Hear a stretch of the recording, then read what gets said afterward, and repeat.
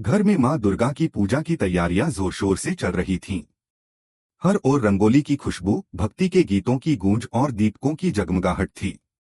लेकिन इस शांति के पीछे एक तूफान पनप रहा था, ऐसा तूफान जो पूरे घर को हिला देने वाला था। दुर्गा देवी की चेतावनी और पोल्टू का पर्दाफाश।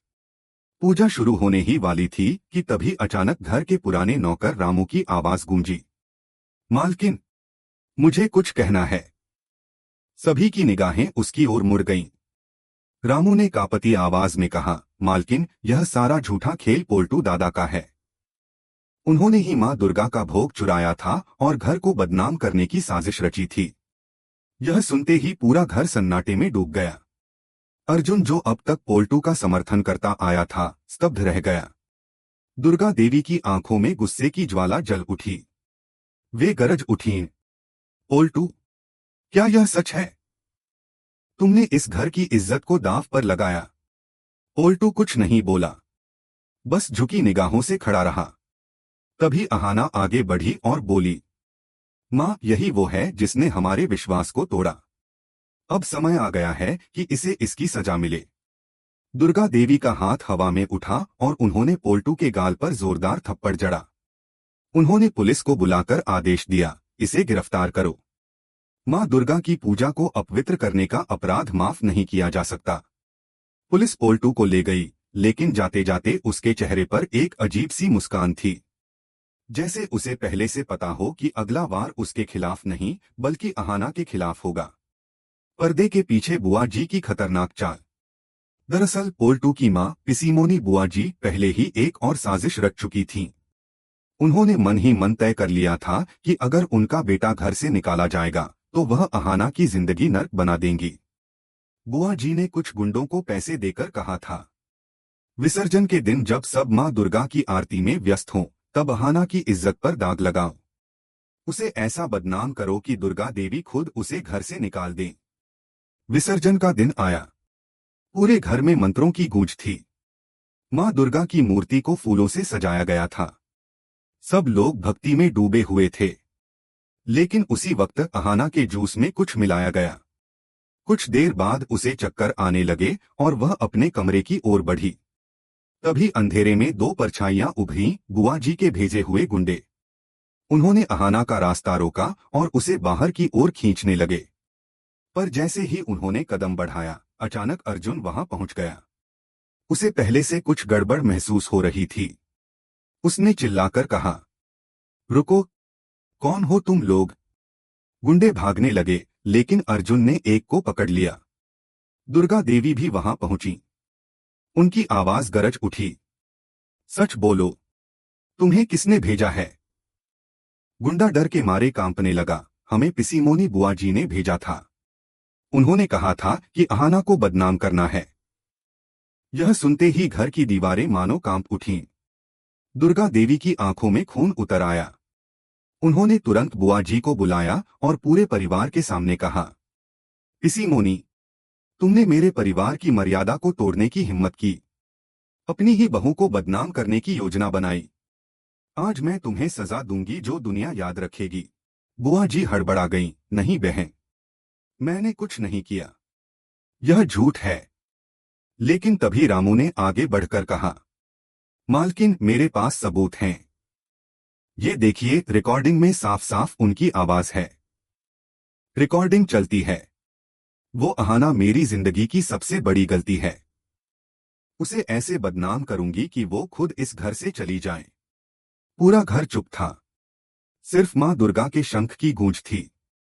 दुर्गा देवी ने धीरे से कहा, यह घर अब झूठ से नहीं चलेगा। पिसीमोनी, अब तुम्हारे लिए यहाँ कोई जगह नहीं। उन्होंने सख्त स्वर में कहा, आज से तुम और तुम्हारा बेटा इस घर से हमेशा के लिए बाहर जाओगे।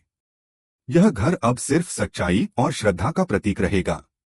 बुआ जी की आंखों में आंसू भर आए। उन्होंने जाने से पहले अहाना की तरफ देखा और फुसफुसाई, तूने आज मुझे हारा दिया अहाना, लेकिन याद रख, मैं लौटूंगी। घर में लौटती शांति और नई शुरुआत। बुआ जी और पोल्टू के जाने के बाद घर का वातावरण फिर से शांत होने लगा।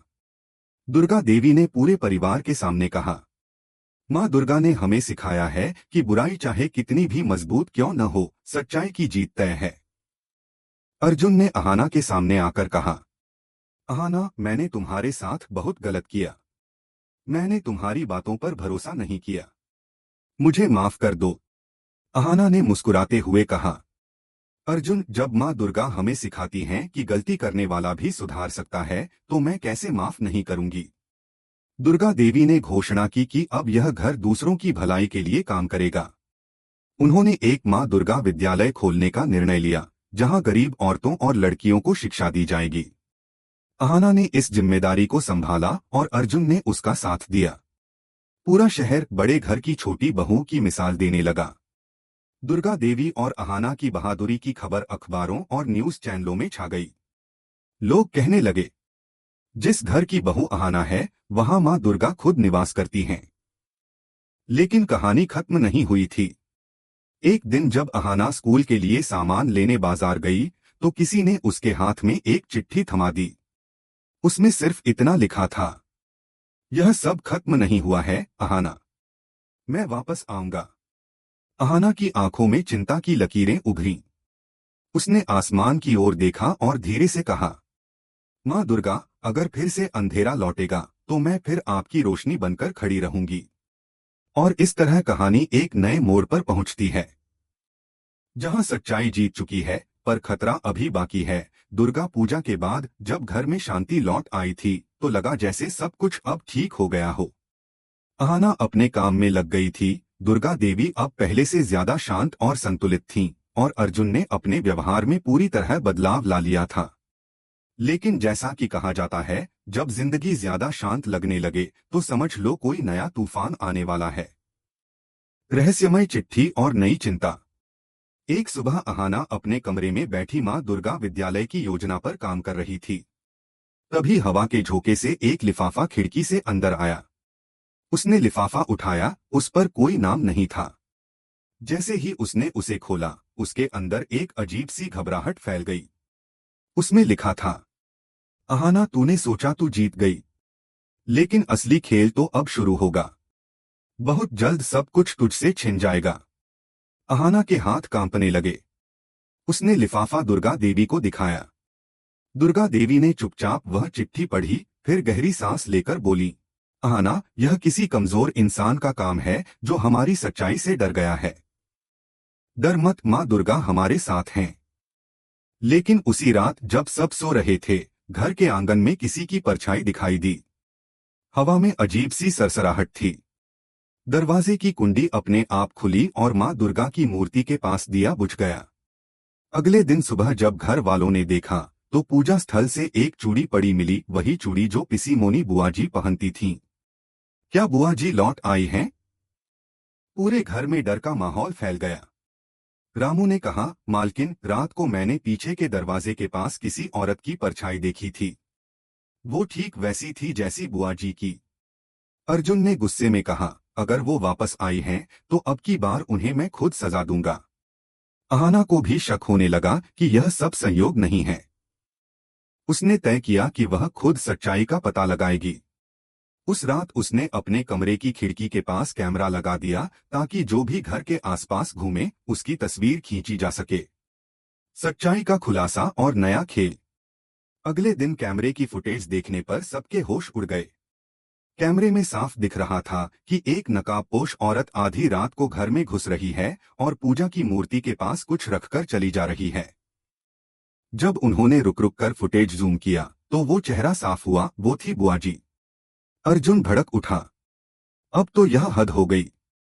माँ, मैं पुलिस में रिपोर्ट कराता हूँ। लेकिन दुर्गा देवी ने हाथ उठाकर रोका। नहीं अर्जुन, अब की बार हम बुआ जी को उनके ही खेल में हराएंगे। पुलिस नहीं, इंसाफ माँ दुर्गा खुद दिलवाएंगी। बुआ जी की वापसी और बदले की आग। उसी शाम बुआ जी ने प्रेस कॉन्फ्रेंस रखी। उन्होंने पूरे शहर के मीडिया को बुलाकर झूठी कहानी फैला दी। मेरे बेटे पोल्टू को फंसाया गया। अहाना और दुर्गा देवी ने हमारी बदनामी की है। यह सब साजिश है। समाचार चैनलों पर यह खबर आग की तरह फैल गई। लोग बातें करने लगे, क्या सच में दुर्गा देवी ने अपनी बहन को निकाल दिया? क्या अहाना निर्दोष नहीं थी? घर के बाहर पत्रकारों की भीड़ जमा हो गई। दुर्गा देवी ने सबको अंदर बुलाया और शांत स्वर में बोली, हम सच्चाई को किसी के शब्दों से नहीं, कर्मों से साबित करेंगे। उन्होंने रामू से कहा, वो रिकॉर्डिंग तैयार रखो। और फिर पूरे मीडिया के सामने वो वीडियो चलाया गया जिसमें बुआ जी खुद गुंडों को पैसे देती नजर आईं। रिपोर्टरों के चेहरे उतर गए। बुआ जी की झूठी साजिश उसी वक्त उजागर हो गई। बुआ जी का पतन और परिवार की जीत। लोगों ने ताली बजाई। मीडिया ने कहा, सच्चाई की जीत हुई। दुर्गा देवी ने आगे बढ़कर बुआ जी की ओर देखा और बोली, बहन, मैंने तुम्हें कई बार मौका दिया, लेकिन तुमने हर बार परिवार को तोड़ने की कोशिश की। अब मैं तुम्हें माफ नहीं करूंगी। इस बार तुम मां दुर्गा की अदालत से सजा पाओगी।